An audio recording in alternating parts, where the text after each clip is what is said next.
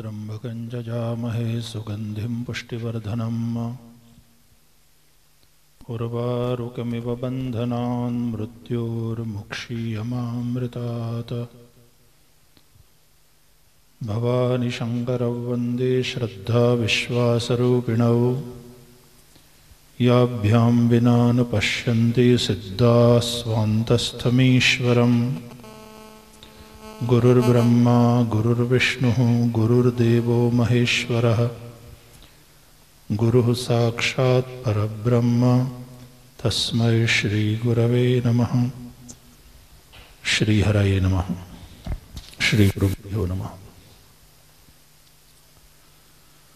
बावड़ेश्वर संस्कृत महाविद्यालय का 37वां वार्षिकोत्सव हम लोग मना रहे हैं और आज हमने यज्ञ पुरुष भगवान की आराधना करी।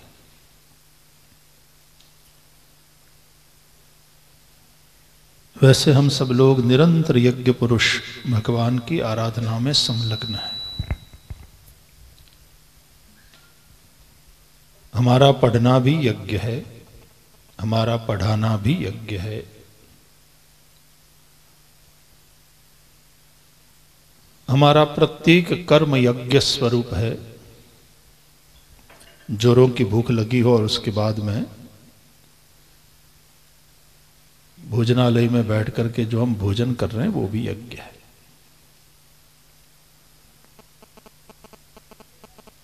अग्नि और सोम का मिलन। अग्नि का संबंध सूर्य तत्व से है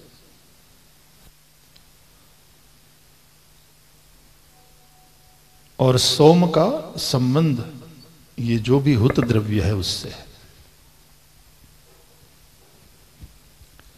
अग्ने सोमम पिब।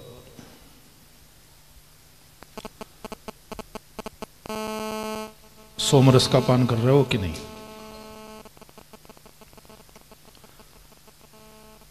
अन्नम औषधम उच्चते और सभी औषधियों के राजा चंद्रमा।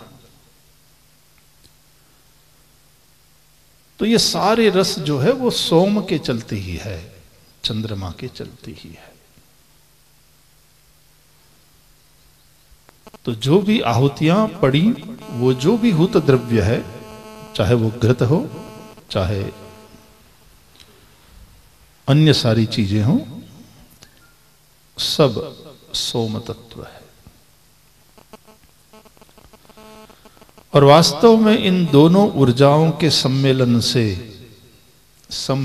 से जीवन है और सृष्टि का चक्र चल रहा है।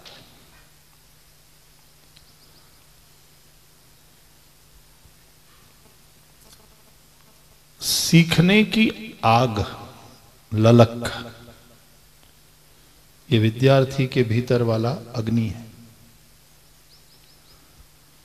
और फिर गुरुजन आप लोगों को जो पढ़ाते हैं वो सोम तत्व की आहुति है। हमारे यहां ये कहा गया है कि सदगुरु अपने भीतर सहस्रों सूर्यों का तेज लिए रहता है। देवी सूर्य सहस्रस्य।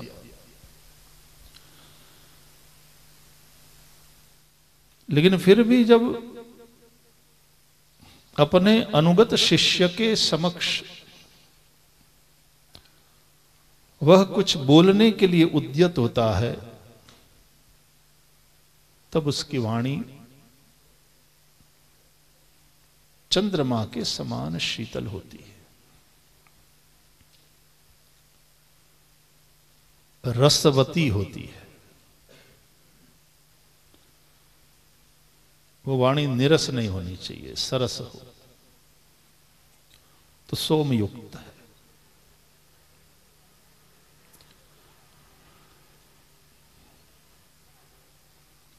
इस यज्ञ कुंड में अग्नि को प्रज्वलित किया जाता है, प्रकट किया जाता है। प्रज्वलित अग्नि की पूजा होती है याजक के द्वारा। अग्निम प्रज्वलितम वंदे जात वेदम। उसी तरह जिस भी साधक में, शिष्य में, विद्यार्थी में सीखने की वो जो ललक है, वो वाली अग्नि दिखाई पड़े और वह जिज्ञासा से प्रश्न पूछे, तो निश्चित रूप से उसका आदर करते हुए, उसको वंदन करते हुए उसमें फिर आहुति डालना चाहिए। इसलिए पार्वती ने जब प्रश्न पूछा तो महादेव ने तुरंत उस अग्नि तत्व यानी जानने की जो आग थी, समझने की जो एक ललक थी, उस रूप अग्नि को प्रणाम किया और कहा, धन्य धन्य गिरिराज कुमारी, तुम समान नहीं को उपकारी। वास्तव में अग्नि देवता का अनुग्रह न हो तो हम यज्ञ नहीं कर सकते। थोड़ा सा अग्नि प्रदीप्त न हो और धुआं बहुत ज्यादा उठने लग जाए तो तुरंत आचार्य कहते हैं कि पहले ठीक से अग्नि को मुख करो।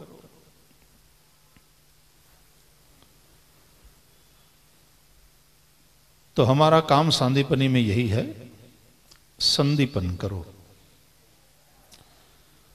प्रत्येक विद्यार्थी हवन कुंड की भांति है, उसमें अग्नि प्रज्वलित करो। ये सांदीपनी है, वहां उसका संदीपन करो।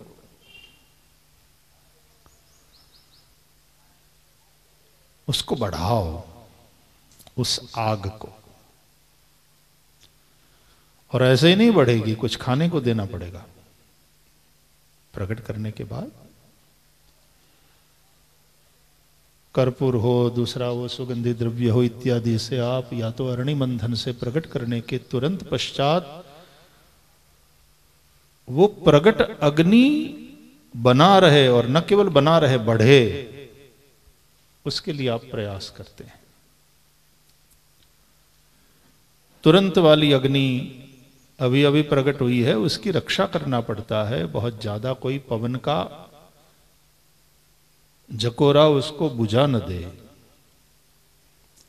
बढ़ जाएगी तो फिर तो वही पवन उसको बढ़ाने में सहायक होगा, लेकिन शुरुआत में तो वही पवन उसको बुझा भी सकता है। अतः रक्षा करनी पड़ती है। श्री कृष्ण की रक्षा करती है गोपियां, नंद यशोदा सब। और कहते हैं गर्गाचार्य, रक्षा करो इसकी, क्योंकि जब ये बड़ा हो जाएगा तो ये आपकी रक्षा करेगा।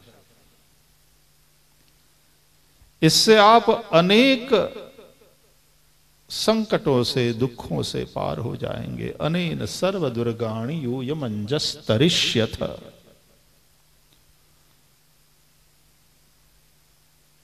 तो इसी तरह हम धर्म की रक्षा करें, हम सत्य की रक्षा करें, और फिर वो जब प्रबल हो जाए तो वो फिर हमारी रक्षा करता है। बच्चे को पैदा किया, बच्चे की रक्षा करी, बच्चे का पोषण किया, और जब बुढ़ापे में माँ बाप का शरीर नहीं चलता तो वही बच्चा माँ बाप की रक्षा करता है, माँ बाप की सेवा करता है। धर्मो रक्षति रक्षितः, रक्षितः धर्मः रक्षति। अतः इस अग्नि की रक्षा भी, देखो पूजा इत्यादि में भी हम दीप प्रागट्य करते हैं, और दीपक की रक्षा अच्छी तरह से हो यह सुनिश्चित करते हैं। આજુબાજુ કઈ ફાનસનો ફોટો રાખીને પણ એ જ્યોતિ અખંડ રહે એ આપણે સુનિશ્ચિત કરીએ। तो ये आग बड़ी पवित्र है, ये पावक है, ये पावन है, मन भावन भी है,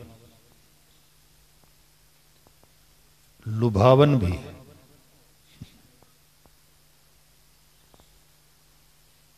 और इसी के चलते आवन जावन है, यानी जीवन है।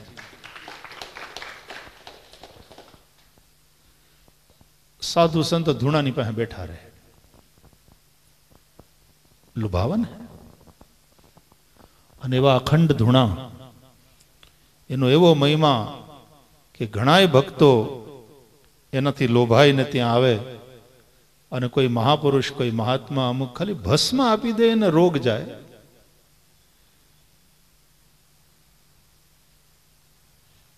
બુદ્ધિમાન લોકો એવો વિચાર કરે કે આવું થતું હશે, પણ ત્યાં કામ કરનારું જે તત્વ છે એ શ્રદ્ધા છે। ભસ્મ આપનાર મહાપુરુષના હૃદયનો ભાવ અને ભસ્મ આપતી વખતે એના ભજનની જે તાકાત છે એમાં ભળેલી છે, અને તેથી નિશ્ચિતપણે રોગ જાય, કષ્ટ દૂર થાય। એ ભભૂતિમાં એ તાકાત છે। तो लुभावन भी है, मन भावन भी है। दीपक होय कि आ यज्ञ वेदिकानो अग्नि होय ने आपने जोता रहेवानुं गमे, एना दर्शन करता रहेवानुं गमे, अने माक्षर पोष में तो वधारे गमे, एनी बाजुमां बैठा रहेवानुं। ओलू तापणुं जेनाथी तमे तापो अने आ एमां शुं फेर?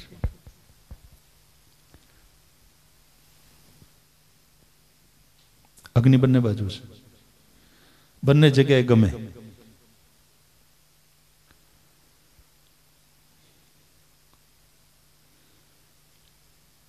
ई तापणुं छे ने आ तप छे।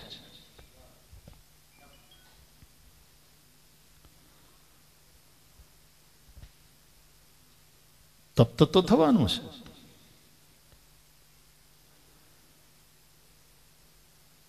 पण आमां तप छे, अने ए तप आमां जे भाव छे यजन करवा बैठा छो,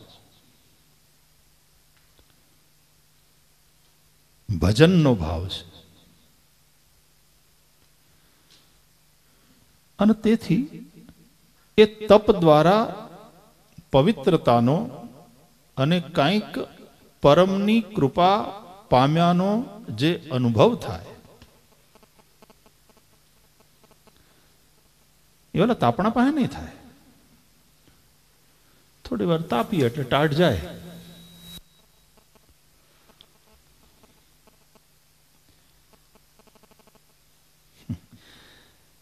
एमां जे नाखो ए बळे,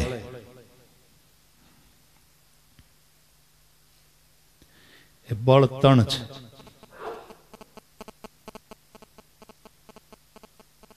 अने शुं कहेवाय? समिधाओ।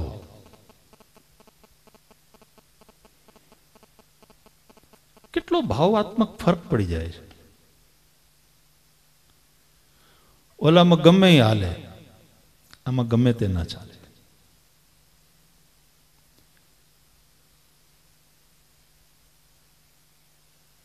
ओलामां हळगावाय, आमां प्रगटावाय।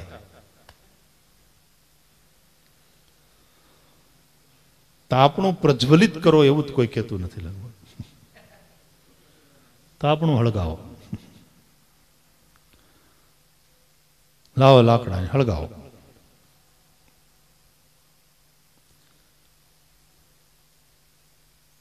एमां क्यांक ए तमारी मजबूरी पण छे।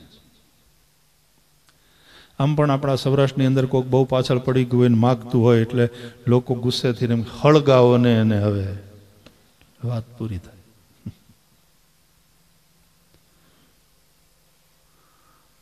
દીવડો પ્રગટ કરવાનો હોય છે, સળગાવવાનો નથી હોતો। તો આટલો ફરક પડી જાય છે। સમજાય છે આ બધી મીમાંસા હું શા માટે કરું છું? આપણું ભણવાનું એ મજબૂરી ન હોવું જોઈએ। આપણું ભણાવવું એ કોઈ મજબૂરી નથી। આપણું અહીંયાની સેવામાં લાગવું એ આપણી અંદરની મસ્તી છે. આપણી અહીંયાની પ્રત્યેક પ્રવૃત્તિ યજ્ઞ સ્વરૂપ છે. આપણે નિરંતર યજ્ઞ પુરુષ ભગવાનની આરાધનામાં લાગેલા છીએ.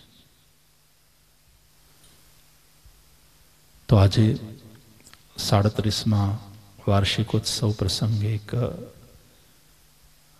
નવી પરિસ્થિતિમાં આપણે આ યજ્ઞ અથવા તો વાર્ષિકોત્સવ સંપન્ન કર્યો. બહુ થોડા વિદ્યાર્થીઓની સાથે ગઈકાલે પણ આપણે એ રીતનું ફંક્શન કર્યું. ઘણા મહાનુભાવો પધાર્યા. અહીંયા યજ્ઞ સાથે સાથે ભગવાન શ્રી હરિ મંદિરમાં ધ્વજા મનોરથ પણ થયો અને આપણું મૂળ સ્થાન બાબડા, ત્યાં ભગવાન બાબડેશ્વર ઉપર પણ અભિષેક પૂજન પ્રત્યેક વર્ષના ક્રમમાં આ વર્ષે પણ વિધિપૂર્વક સંપન્ન કરવામાં આવ્યું. આ વખતે વિશેષ ગોઠવણી એવી કરી આચાર્યજી અને બધા ગુરુજનોએ કે જે વિદ્યાર્થીઓએ ખૂબ ભણવામાં સારું પ્રદર્શન કર્યું છે, આમ તો આપણા બધા ઋષિકુમારો દર્શનીય છે, પણ જેણે બહુ સારું એક્સ્ટ્રા ઓર્ડિનરી પ્રદર્શન કર્યું હોય એવા ઋષિકુમારોના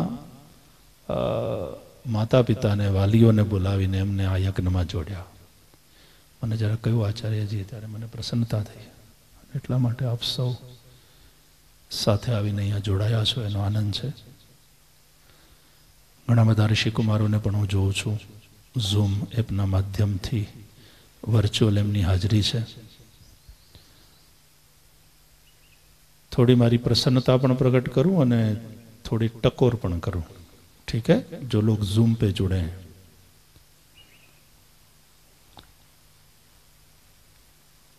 અને આ રીતે તમે જોડાયા છો એ બરાબર છે, પણ જે છોકરાઓ બરાબર સાંદીપની ઋષિકુમારોના ડ્રેસમાં બેઠા છે ત્યાં અને જ્યાં કરી શક્યા ત્યાં સાથે સાથે નાનકડા સ્વરૂપમાં યજ્ઞ કર્યો છે, એના પ્રત્યે વિશેષ પ્યાર અને આશીષ. તમે ઘરે છો ધેટ ડઝ નોટ મીન કે તમારે તમારો યુનિફોર્મ છોડી દેવો, કમસે કમ અત્યારે જ્યારે તમે ઝૂમ ઉપર છો અને અહીંયા હાજરી પુરાવી રહ્યા છો. क्योंकि मेरी तो समझ में आएगा नहीं कि कौन ऋषि कुमार है, इसमें कौन क्या है. तो ऐसे में अपने यहां वाले पोशाक में उपस्थित होना चाहिए.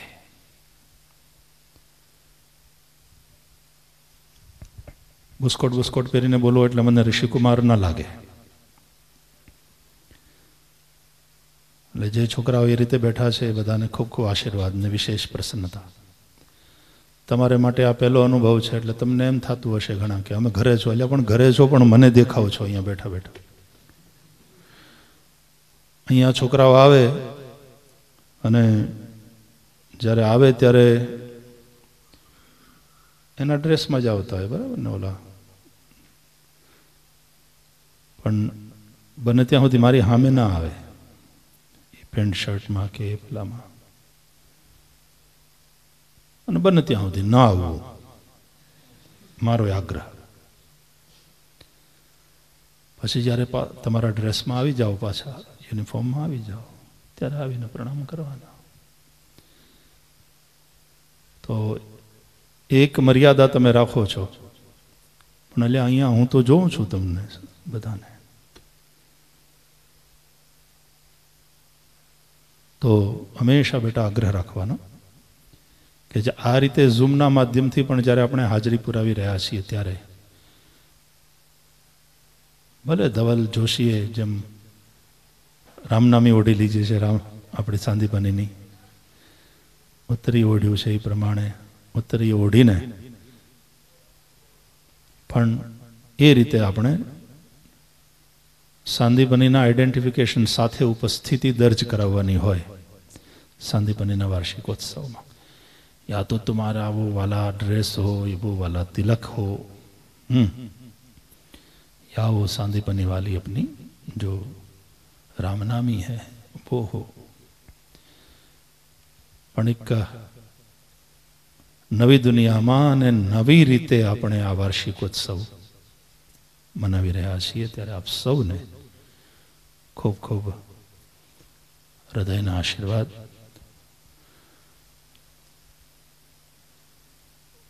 भगवान बाबड़ेश्वर ने, भगवान चंद्रमौलीश्वर ने, भगवान श्री हरि ने प्रार्थना क्या परिस्थिति कोविड-19 ની જલ્દીથી ખતમ થાય। જેવી રીતે આપણે પહેલા